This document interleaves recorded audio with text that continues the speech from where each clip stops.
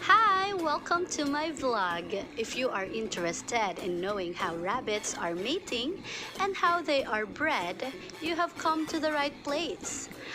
The most important thing when mating rabbits is to bring the doe to the back or the female rabbit to the male. Why? Because the female is highly territorial. And as the doe is transferred, the back will suddenly grasp the doe and then mounts on it, thrusting vigorously until ejaculation occurs relatively quickly. The actual mating process is short and takes only about 20 to 40 seconds. The back then fall off from the doe to one side or backward.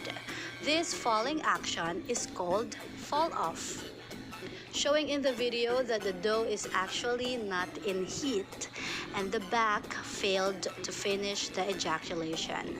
So the mating could be tried again on the next day or until the female rabbit is in heat.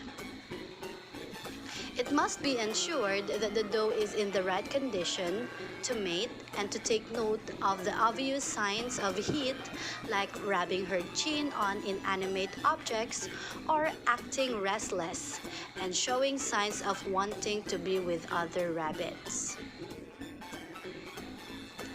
So this is an example of fall off.